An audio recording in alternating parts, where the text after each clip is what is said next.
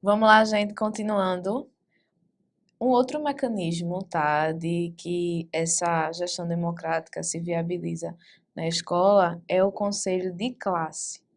Apesar de contar com a participação também, tá, de da coletividade, o objetivo é diferente, tá certo?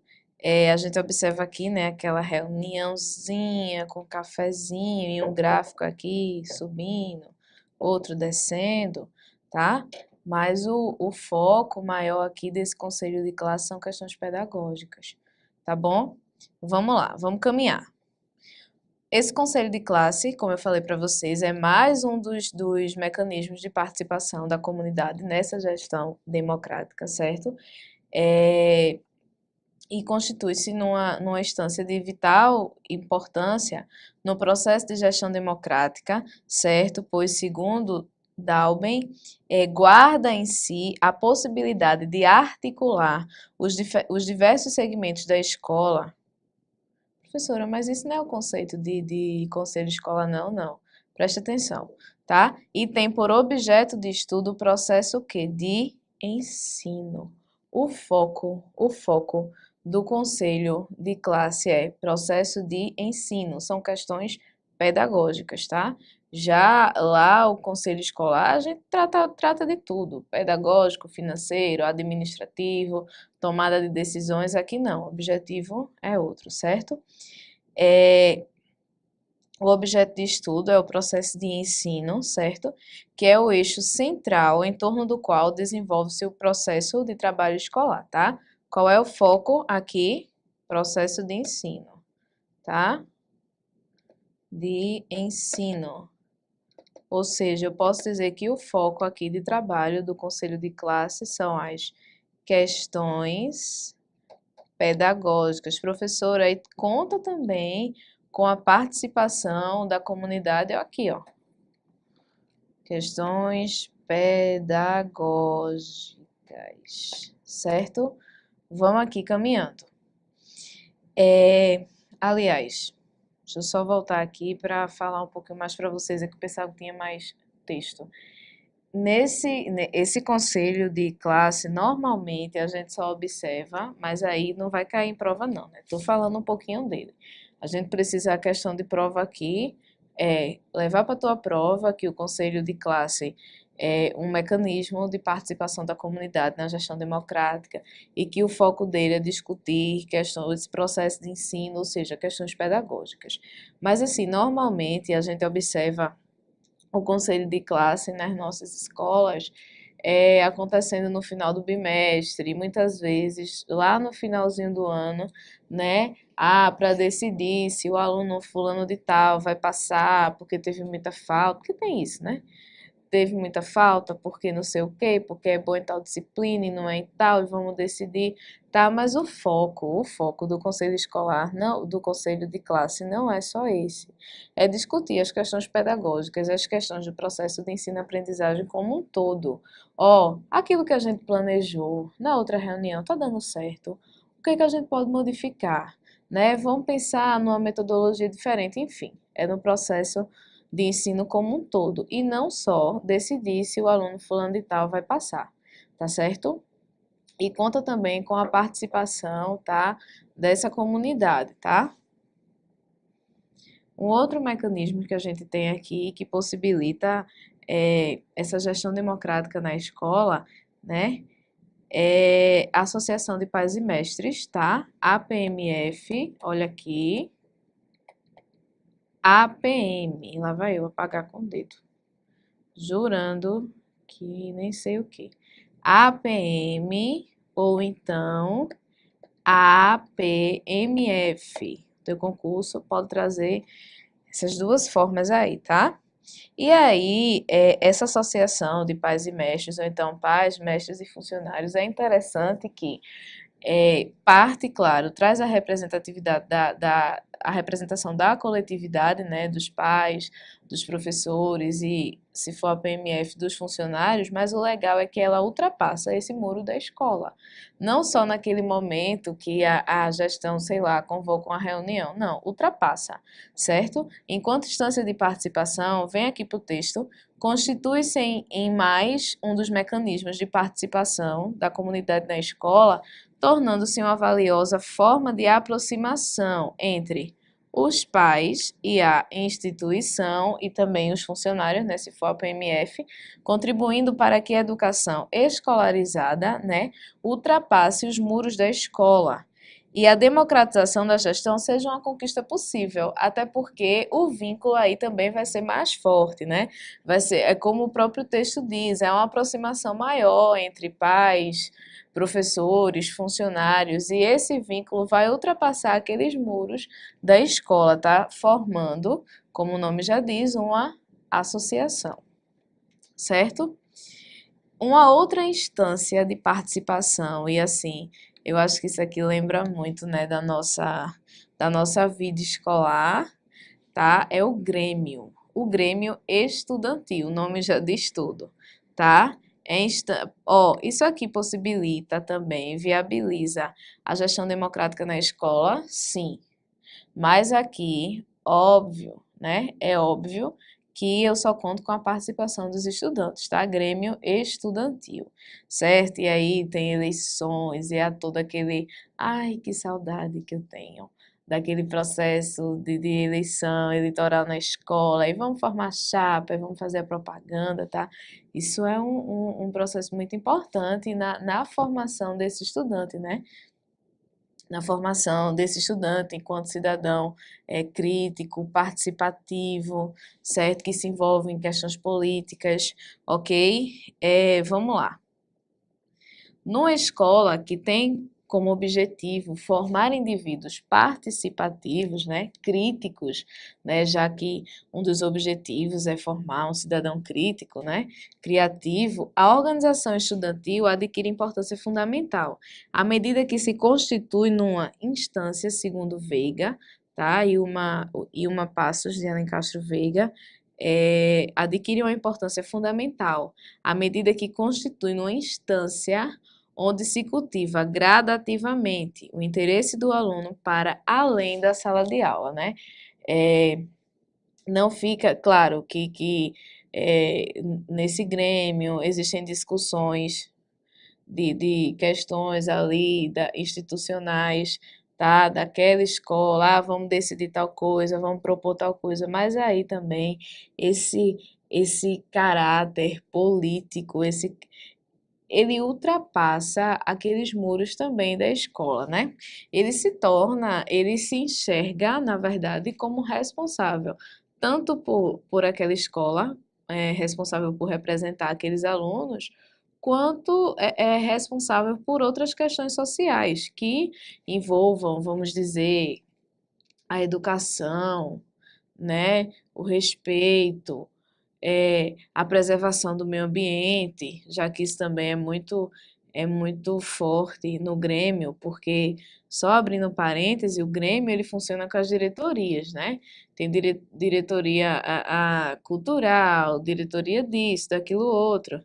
Eu me lembro que, na época que eu participei de um Grêmio estudantil, a diretoria que eu fiquei responsável foi sobre, não me recordo bem, mas era algo ligado a programas de saúde.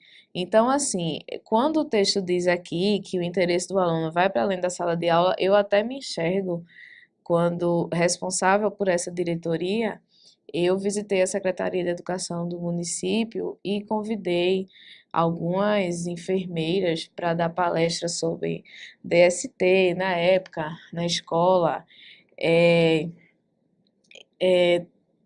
e outras, acho que a gente até conseguia também alguns cartazes e colava, enfim, era aquele compromisso, né, que eu tinha, e isso é muito bom na formação de um cidadão crítico e participativo, né?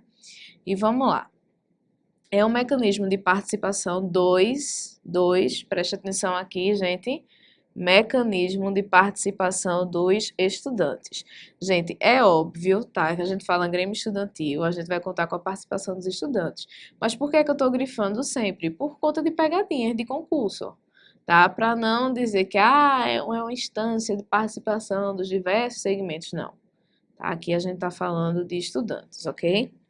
Nas discussões do cotidiano escolar e em seus processos decisórios, tá? Ou seja, o Grêmio vai participar dessa tomada de decisão, de decisões também ali dentro da escola, constituindo-se num laboratório de aprendizagem da função política, esse lado é muito forte, né? Da função política da educação e do jogo democrático, e possibilita ainda que os estudantes aprendam a se organizarem politicamente e lutar pelos seus direitos, né? Esse caráter político no Grêmio Democrático é muito forte, né? E aí a gente tem representantes de Grêmio escolar na Uni, né? E possivelmente partiram disso, tá? Daquela coletividade ali do Grêmio, né? Não apenas, mas possivelmente. Um outro mecanismo aqui que viabiliza essa gestão democrática na escola é o regimento escolar. Agora sim, eu quero abrir um parênteses aqui, o regimento escolar não é uma instância de participação coletiva como a gente vinha falando até agora. O regimento escolar, ele é, olha aqui, um documento. O regimento escolar, é um documento da escola, né? Professor, então se é um documento da escola, por que a gente tem que falar? Porque ele tem um peso forte. Ele é um documento que não é qualquer documento, é um documento que traz as normas. Normas internas.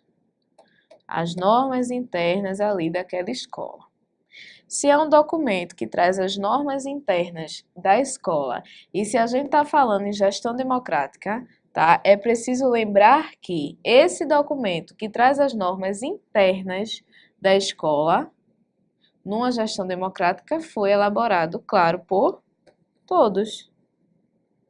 Se são normas que deverão ser seguidas numa gestão democrática, só faz sentido se a elaboração dessas normas contou com a participação da coletividade, ok? Então, aqui, esse regimento é um conjunto de regras internas, ou seja, as normas, tá, internas da escola, que devem surgir das referências que a escola tem de si, ou seja, essa historinha de copiar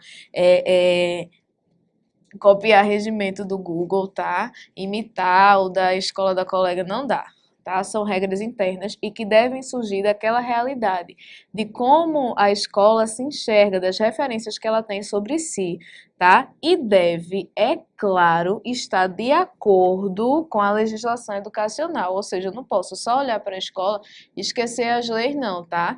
Tá de acordo com deve partir dessa minha realidade, mas claro, tem que estar de acordo com as legislações educacionais, certo? É um documento normativo, né, já que a gente fala nas normas internas, nas regras internas, que, fundamentado na proposta pedagógica, coordena o funcionamento da escola, ou seja, falar em normas, tá, da escola, não só as normas que os alunos devem seguir, não, tá, gente? Mas tudo, no que diz respeito a tudo mesmo. Coordena o funcionamento da escola, regulamentando ações entre os representantes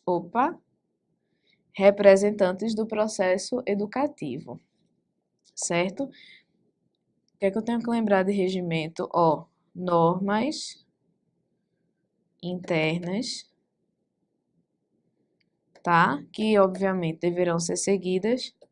Numa gestão democrática, essas normas internas, elas são elaboradas pela coletividade, né? Deve partir da realidade da escola, certo?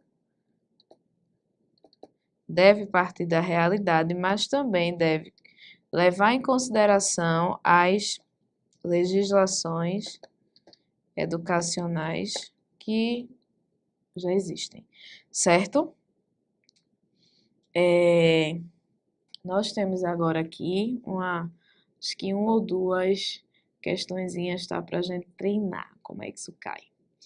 IDECAN 2016, o Conselho Escolar Democrático e Participativo possui algumas características, entre elas, exceto, ou seja, eu vou procurar a que não é característica desse Conselho Escolar Democrático, tá? Exceto. Está articulado a possibilidade de se gerar uma gestão democrática, ok? Sim, tá? A possibilidade de se gerar uma gestão democrática e de viabilização dessa gestão democrática, né? Tá correto. É espaço público de inclusão, de igualdade política e de... Eu tenho problema para falar isso aqui, tá, gente? Vamos aqui dar uma força. Heterogeneidade. Se eu falar assim direto, vai, mas se eu for pensar muito, eu gaguejo aqui, tá? Mas foi. Favorece a construção das relações hierarquizadas de poder e dominação. Opa, vó. Tô no meu concurso, quando eu observar algo que fale em hierarquia, em autoridade, centralização, não combina com gestão democrática, ok? Então, eu já deixo essa daqui na reserva, né? Porque a gente deixa na reserva para olhar as outras. Cria laços identitários com os diferentes membros da comunidade escolar. E aí, ok, a gente falou lá no início que a gestão democrática, ela viabiliza isso, né? Essa criação de laços com a comunidade. Então, gente, qual é a única que não condiz aqui com a realidade de um conselho, com os objetivos de um conselho escolar democrático? Ó, favorecer a construção das relações hierarquizadas de poder e dominação. Gente, pelo amor de Deus, já é o contrário, tá? Gestão democrática não aceita relações hierarquizadas, não aceita essa relação de poder e dominação, não. Então, essa daqui é a nossa errada, né? Vamos ver aqui se tem outra. Deixa eu tomar uma aguinha, porque vocês estão aí assistindo com a aguinha de lado, um cafezinho, um biscoitinho, e eu aqui, ó, água. Um momentinho. Vamos lá. Alternativa e concursos 2017. Essa questão aqui traz a letra do artigo 14, tá, gente? De acordo com a LDB, em seu artigo 14, os sistemas de ensino definirão as normas da gestão democrática do ensino público na educação básica, de acordo com as suas peculiaridades e conforme os seguintes princípios. Lembra? Eu falei lá no outro bloco, eu disse a vocês, ó, o artigo 14 diz que quem vai definir as normas da gestão democrática são os sistemas de ensino, cada um define as suas, porém, eles precisam respeitar alguns princípios, que são dois, né? Vamos observar aqui. Participação dos profissionais da educação na elaboração do projeto pedagógico da escola, ok. Isso, inclusive, é a letra do inciso 1. Isso aqui tá certo. Participação das comunidades escolar e local em conselhos escolares ou equivalentes, letra da lei, correto. Isso, inclusive, está até no inciso 2. Tá? E o 3 tem assim. Participação dos alunos nos conselhos de classes e elaboração de projetos. Não, gente. Tá? A lei não tem isso não, tá? E a pergunta foi clara aqui, artigo 14. Então, sendo assim, como apenas as alternativas 1 e 2 estão corretas, certo? Isso faz com que a nossa alternativa A responda perfeitamente, né, a nossa questão. Vamos lá, tá? Encerrar aqui. Ah, não, surpresa, tem mais uma. Julgue a afirmação correta nos itens referentes à gestão democrática no ambiente escolar. Essa questão aqui foi da Universidade Federal do Maranhão, né? Vamos lá. Letra A. Primeiro, a gente está procurando a afirmação correta. Os órgãos colegiados são grupos representativos da comunidade escolar. Correto até aí? Sim. Que possuem função exclusivamente consultiva? Exclusivamente não. A gente viu que tem função o quê? Consultiva, deliberativa, fiscais, então, ó, não dá. B. Em uma gestão democrática, o gestor escolar pode, de forma pessoal, mudar as ações e projetos da escola construídos coletivamente. Eu vou aceitar isso? Não, né, gente? Não. Isso aqui quer dizer o quê? Que é centralizado. Ah, não, a gente vai se reunir aqui só para colar figurinha em álbum, porque quem vai decidir mesmo sou eu enquanto gestor. Pode? Não. Resposta tá o quê? Errada também. Letra C. Em uma gestão democrática, considera-se que poucos são os participantes da escola, ó, poucos são os participantes da escola que possuem saberes que possam contribuir para a sua construção. Que horror! Errado também. Vamos lá ver se acha certa, né? Claro. D. Nos grupos de autogestão, é um grupo que se autogoverna, a coletividade necessariamente não precisa exercer os poderes do governo por meio da ação direta, nem lançar mão da participação coletiva. Como assim? Se eu já estou dizendo que é um grupo que se autogoverna, como é que a coletividade não vai exercer esses poderes de governo, né? Se ela se autogoverna. E a letra E diz o seguinte: a gestão democrática da escola pública não pode. Estou pegando gripe com vocês aí, minha gente. Passando gripe pra mim aqui é fogo, né? Aí eu fico nessa coceira do nariz. A gestão democrática da escola pública não pode prescindir, né? Não pode abrir mão, vamos dizer assim, do princípio universal da organização e a participação dos seus autores deve ocorrer especial e preferencialmente por meio dos órgãos colegiados. E aí, meus queridos e minhas queridas de todo o Brasil, tá correto? Correto. Tá? Ó, detalhe, tá? Participação dos seus atores, certo? Órgãos colegiados, tá? Tudo que a gente viu. Não tem segredo. Aí agora acabou mesmo, né? Vamos olhar aqui.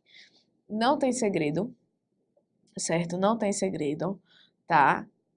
Estudem gestão democrática nesse sentido, com essa ideia, tá? Participação coletiva, mas uma participação efetiva e não que esteja presente só aqui, ó, no papel. Ah, existe o conselho. Ah, a ata do conselho, fulaninho assina, fulaninho... Não, precisa ser uma participação efetiva, tá? Todos precisam ser responsáveis por aquela escola, tá? O que a gente vai encontrar muito em concurso são essas palavrinhas, participações efetivas, tomada de decisões coletivas de forma descentralizada. Não tem como fugir disso, não, tá certo? No próximo bloco, na próxima aula, nós vamos estudar PPP, Projeto Político Pedagógico, suas dimensões, até porque a gente precisa fazer um link com gestão democrática, mas isso é só na próxima aula, tá, gente? Ó, volta o vídeo, assiste de novo, faz exercício, procura mais que o sucesso é garantido. Beijo!